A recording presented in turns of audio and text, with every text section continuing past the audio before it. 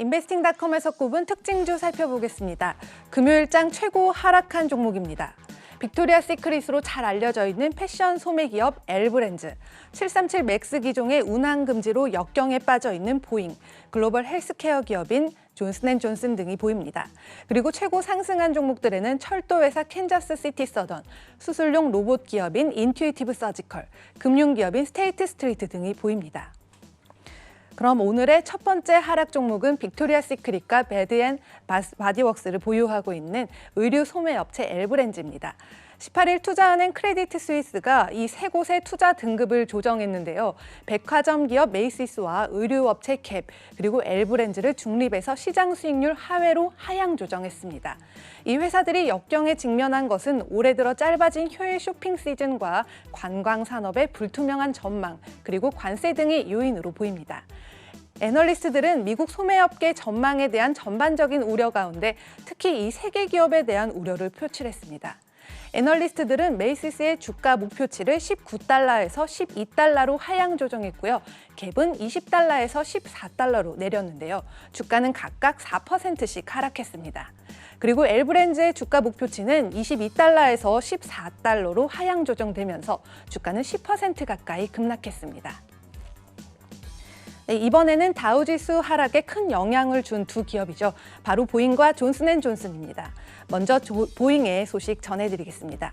737 맥스 기종은 지난해 10월 인도네시아 라이온에어 여객기 추락 사고와 지난 3월 에티오피아 항공기 여객기 추락 사고로 모두 346명이 사망하는 대참사가 일어난 뒤 운행이 정지된 상태입니다.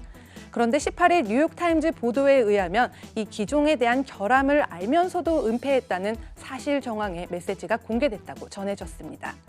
보잉 소속으로 737 맥스의 기술 담당 조종사로 일했던 마크 포그너는 지난 2016년 11월 동료 조종사에게 737 맥스는 시뮬레이터에서 통제 불능이었다라고 SMS 메시지를 보냈다고 합니다.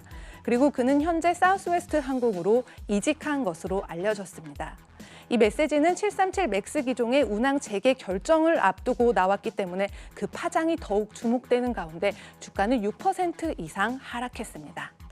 한편 존슨앤존슨은 베이비 파우더의 성명 검출과 관련해 2018년 미국 내에서 유통됐던 3만 3천 개의 제품을 자발적으로 리콜하겠다고 밝혔는데요. 주가는 6% 이상 하락 마감했습니다. 이번에는 상승 종목으로 캔자스 시티 서던의 소식입니다. 멕시코와 미국을 잇는 노선망을 가진 이 철도 회사는요, 18일 분기 실적 발표에서 멕시코로의 정유 제품과 LPG 선적이 증가해 애널리스트들의 예상을 뛰어넘는 매출과 주당 순이익을 기록했습니다. 주당 순이익은 전년도 동기에 1달러 70센트에서 1달러 81센트이고요. 매출은 7% 증가해 약 7억 4,800만 달러로 시장 예상치인 7억 350만 달러를 넘으면서 이번 분기 매출은 사상 최고를 기록했습니다. 또한 화학과 석유 제품의 수송 매출은 21% 증가했고요. 농산물과 광물의 수송 매출은 15% 올라 조정 후에 주당 순이익이 총 24% 증가했습니다. 17일 거래에서 주가가 3일 연속 최고가를 경신하면서 지난 3개월 동안에 약 15% 상승을 했었죠. 이는 다우 운송업계 평균이 0.4% 하락한 것과 다우지수가 0.7% 떨어진 것과 비교가 되는데요. 이는 캔자스 시티 서던의 주가는 7% 이상 상승했습니다.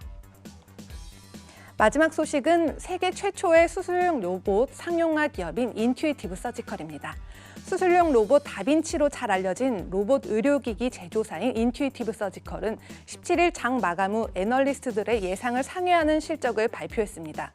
다빈치 로봇은 환자의 몸에 아주 작은 몇 개의 구멍을 뚫고요. 그 구멍을 통해 수술용 카메라와 로봇 팔을 넣어서 수술을 진행하는데요. 의사가 콘솔에서 수술할 때와 같은 손동작으로 로봇 팔이 조정된다고 합니다. 따라서 장기와 혈관, 신경 등 해부학적인 구조물들을 확인할 수 있기 때문에 정밀하고 정확한 수술이 가능하다고 하는데요. 가격은 대당 150만 달러, 우리 돈으로 17억 원을 훌쩍 넘는 실정입니다. 그런데 식품의약품안전처가 오는 2025년 전체 수술의 약 40%를 수술 로봇이 담당할 것으로 전망해서인지 이렇게 비싼 가격에도 다빈치의 수술 건수는 증가하고 있다고 하는데요. 누적된 다빈치의 시스템 판매는 12%를 증가한 5,406대로, 즉 3분기 다빈치의 판매량은 275대를 기록했습니다. 또한 시장 예상치는 매출이 10억 6천만 달러, 주당 순이익이 2.99달러를 보이면서 각각 6%와 15%를 상회했습니다. 이에 주가는 7% 가까이 상승 마감했습니다. 지금까지 인베스팅닷컴에서 전하는 글로벌 마감 시황 펄스였습니다.